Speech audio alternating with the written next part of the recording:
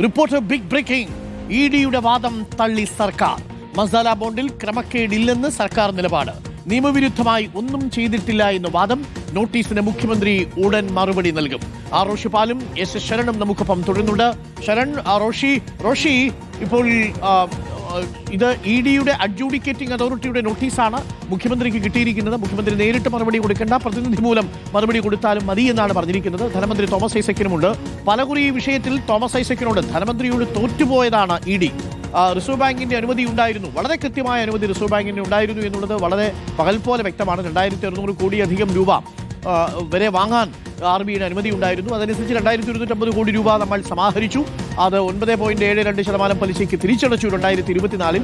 അതിനുശേഷമാണ് ഇപ്പോൾ RBIയുടെ അനുമതിയുള്ള മസാല ബോണ്ടിൽ ഫെമ ലംഘനം നടന്നിട്ടുണ്ട് എന്ന് ചൂണ്ടിക്കാണിച്ചുകൊണ്ട് ഇപ്പോൾ ഇഡിയുടെ റിപ്പോർട്ടിന്മേൽ അഡ്ജൂഡിക്കേറ്റിംഗ് അതോറിറ്റി ഒരു നോട്ടീസ് അയച്ചിരിക്കുന്നത്. സർക്കാർ എങ്ങനെയാണ് നേരിടാൻ പോകുന്നത് ഋഷി? അരുൺകുമാർ, എൻഫോഴ്സ്മെന്റ് ഡയറക്ടറേറ്റിന്റെ നോട്ടീസിന് സർക്കാർ ഏറെ വൈകാതെ തന്നെ മറുപടി നൽകും.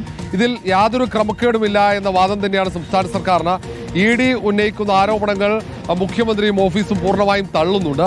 കിഫ്ബിയുടെ ചെയർമാനായി മുഖ്യമന്ത്രി പിണറായി വിജയനുള്ള കാര്യം ഇഡിക്ക് അവസാന നിമിഷമാണ് അറിയാൻ കഴിഞ്ഞത് എന്ന ചോദ്യമാണ് ഇപ്പോൾ സർക്കാർ ഉയർത്തുന്നത്. നേരത്തെ തന്നെ മുഖ്യമന്ത്രിയുടെ അധ്യക്ഷതയിൽ ചേർന്ന യോഗത്തിലാണ് മസാല ബോണ്ട് ഇറക്കുന്നത്. അതുമായി ബന്ധപ്പെട്ട എൻഫോഴ്സ്മെന്റ് ഡയറക്ടറേറ്റ് അന്വേഷണം നടത്തുകയും തുടർച്ചയായി ഉദ്യോഗസ്ഥന്മാരെ അടക്കം ചോദ്യം ചെയ്യുകയും ചെയ്തിരുന്നു. ഈ മസാല ബോണ്ടിൽ നിന്നും സമാഹരിച്ച പണം ഉപയോഗിച്ച് അടിസ്ഥാന സൗകര്യ വികസനം, പ്രത്യേകിച്ച് ഭൂമി ഏറ്റെടുത്തതാണ് അത് ചട്ടലംഘനമായി ഇഡി ചൂണ്ടിക്കാട്ടുന്നത്. അങ്ങനെ ഭൂമി ഏറ്റെടുത്തത് ചട്ടലംഘനം, ആ ചട്ടലംഘനം മാത്രമാണ് പ്രധാനമായും കുരുക്കാണെന്ന് ചൂണ്ടിക്കാട്ടുന്നത്. അത് വലിയ ചട്ടലംഘനമാണെന്ന് ചൂണ്ടിക്കാണിച്ചു തന്നെയാണ് കാരണം കാണിക്കൽ നോട്ടീസ്. അത് മുഖ്യമന്ത്രിയുടെ അധ്യക്ഷതയിൽ ചേർന്ന യോഗമെന്ന നിലയിൽ, കിഫ്ബിയുടെ ചെയർമാൻ കൂടിയായ മുഖ്യമന്ത്രിയുടെ അധ്യക്ഷതയിൽ ചേർന്ന യോഗത്തിലെടുത്ത തീരുമാനം എന്ന നിലയിലാണ് ഇങ്ങനെ മുഖ്യമന്ത്രിക്ക് നോട്ടീസ് നൽകുന്നത്. പക്ഷേ ഈ വാദത്തെ, ഈ എൻഫോഴ്സ്മെന്റ് ഡയറക്ടറേറ്റിന്റെ ആരോപണങ്ങളെ പൂർണ്ണമായും സർക്കാർ തള്ളുന്നുണ്ട്. ഇത് പക്ഷേ LDF-നെതിരെ UDF-ഉം BJP-യും ഒക്കെ വലിയ ആയുധമാക്കി മാറ്റുമെന്ന കാര്യത്തിൽ സംശയമില്ല. സംശയമുനയിൽ നിർത്തിക്കൊണ്ട് തന്നെയാണ് എൻഫോഴ്സ്മെന്റ് ഡയറക്ടറേറ്റ് മുന്നോട്ട് പോകുന്നത്. നേരത്തെ തോമസ് ഐസക് ഇതുമായി ബന്ധപ്പെട്ട് കൃത്യമായ മറുപടി നൽകിയതാണ്. വീണ്ടും തോമസ് ഐസക്കിനും കിഫ്ബിയുടെ മറ്റു പ്രധാനപ്പെട്ട നേതൃത്വം വഹിക്കുന്നവർക്കുമൊക്കെ എൻഫോഴ്സ്മെന്റ് ഡയറക്ടറേറ്റ് നോട്ടീസ് നൽകിയിട്ടുണ്ട്. എല്ലാവരും ഏറെ വൈകാതെ തന്നെ എൻഫോഴ്സ്മെന്റ് ഡയറക്ടറേറ്റിന് ഇത് സംബന്ധിച്ച വിശദീകരണം നൽകുമെന്നാണ് സർക്കാർ വൃത്തങ്ങൾ അറിയിക്കുന്നത്. അരുൺകുമാർ. Okay, thank you. വളരെ പ്രധാനപ്പെട്ട വിവരമാണ് ഇപ്പോൾ വന്നുകൊണ്ടിരിക്കുന്നത്.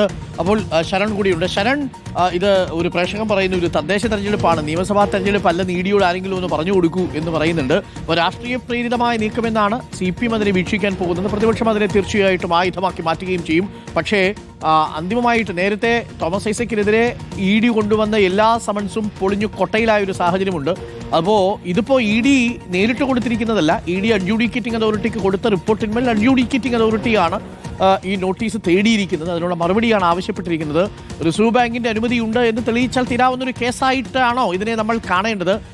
ഇഡിക്ക് ഈ വിഷയത്തിൽ തുടർച്ചയായിട്ട് ഇഡി വിടാതെ പിന്തുടരുന്നത്, ഈ ബോണ്ട് അടച്ചു തീർന്നിട്ടും ഇഡി വിടാതെ പിന്തുടരുന്നതിന് രാഷ്ട്രീയ ലാക്കുണ്ട് എന്നതായിരിക്കില്ലേ സർക്കാരിന്റെ പ്രധാനമായിട്ടുള്ള രാഷ്ട്രീയ പ്രതിരോധം?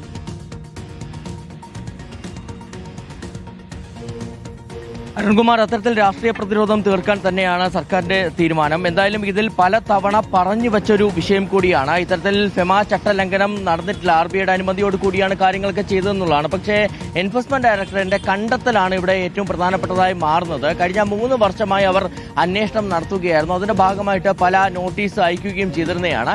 അതിന് പിന്നാലെയാണ് കഴിഞ്ഞ ദിവസം അഡ്ജൂഡിക്കേറ്റിംഗ് അതോറിറ്റിക്ക് ഇത് സംബന്ധിച്ചുള്ള കംപ്ലൈന്റ് ഫയൽ ചെയ്യുന്നത്. ആ കംപ്ലൈന്റിൽ പറഞ്ഞിരുന്ന കാര്യം ഇതാണ്. അതായത് 2150 കോടിയാണ് ഇത്തരത്തിൽ മസാല ബോണ്ട് വഴി സമാഹരിക്കുന്നത്. അത് അടിസ്ഥാന സൗകര്യ വികസനത്തിനായി ഉപയോഗപ്പെടുത്തിയെന്നുള്ളതാണ് പറയുന്നത്. അപ്പോൾ അങ്ങനെ ഉപയോഗപ്പെടുത്തിയത് അല്ലെങ്കിൽ സമാഹരിച്ചത് ഫെമ ചട്ടലംഘനമാണെന്നുള്ള കണ്ടെത്തലിലേക്കാണ് ഇഡി എത്തിയിരിക്കുന്നത്. അങ്ങനെ ഒരു കംപ്ലൈന്റ് വന്നതിന്റെ അടിസ്ഥാനത്തിൽ കൂടിയാണ് ഇപ്പോൾ അഡ്ജൂഡിക്കേറ്റിംഗ് അതോറിറ്റി ഇത് സംബന്ധിച്ചുള്ള നോട്ടീസ് നൽകിയിരിക്കുന്നത്. ഇതിൽ പ്രധാനപ്പെട്ട കാര്യം PMLA കേസ് പോലെയല്ല. നമുക്ക് സാധാരണ 2 പ്രധാനപ്പെട്ട കേസുകളാണ് എൻഫോഴ്സ്മെന്റ് ഡയറക്ടറിനെ സംബന്ധിച്ച്. കള്ളപ്പണ ഇടപാടുകൾ കേസാണെന്നുണ്ടെങ്കിൽ അത് PMLA PMLA കേസാണ്. എന്നാൽ PMLA കേസ് പോലെയല്ല ഫെമ കേസ്. ഫെമ കേസിൽ ഇത്തരത്തിൽ വലിയ രീതിയിൽ അറസ്റ്റിലേക്ക് പോകുന്നതോ ആ ഒരു വലിയ നടപടികൾ വളരെ അപൂർവമായിട്ട് മാത്രമേ EDയുടെ ഭാഗത്തു നിന്ന് ഉണ്ടായിട്ടുള്ളൂ. എന്തായാലും ഇതിൽ ഇപ്പോൾ ഷോക്കോസ് നോട്ടീസ് വരുമ്പോൾ സ്വാഭാവികമായിട്ടും നേരിട്ട് ഹാജരാകേണ്ടതില്ല, അത് നിർബന്ധമല്ല എന്നുള്ളതാണ് നമുക്ക് വളരെ പ്രധാനപ്പെട്ട കാര്യമാണ്. മാത്രമല്ല EDക്ക് എങ്ങനെ നോട്ടീസ് അയക്കാനും പറ്റൂല. ഇതേ കേസിൽ പൊളിഞ്ഞ് പാളീസായി പോയതാണ് ഹൈക്കോടതിയിൽ.